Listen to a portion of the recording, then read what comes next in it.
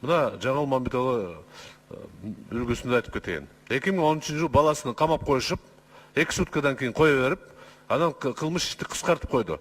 Мен бекер сураган жокмун, соттобу же тергөөдө? Тергөөдө дейт. Демек бул кылмыш иш дайыма күрчөк болуп сакталып турат. Керек болгон учурда кайра козгоп койсо болот. Айрыкча бул коррупцияга тийиштүү иш боюнча чеги жок. 5 жылдан кийин, 10 жылдан кийин ушул эжекени кармаш үчүн ишти козгоп койсо болот. Демек күрчөктө болуп калды. Соттордун жарымы ушундай күрчөктө жүрүшөт.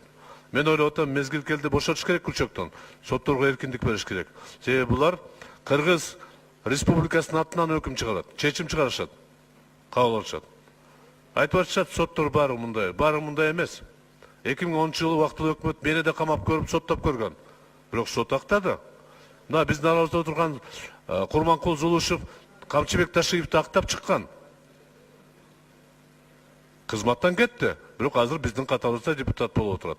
Ошондуктан эгер соттор таза иштеп, өзүнүн ишин кынтыксыз, адилеттүү аткарса, коомдо ишенич пайда болот. Бизди урушуп атат, эмне үчүн дагы эле ушу депутаттарды айтып атасыңар? Себеби алар мамлекетке, коомго көрүнүктүү адамдар. Ошолордун тагдырларын үлгү катары биз көрсөтүп атабыз. Ошондуктан мен жеке пикирим боюнча бүгүн Жаңыл мырза өзүнүн ишини иштеген жерин аткара берсин. Жогорку сотко жөнөтсөк, мен кепилдик берем, урматтуу кесиптештер. Ар бирөөбүздүн Кудай сактасын, башыбыздан өткөн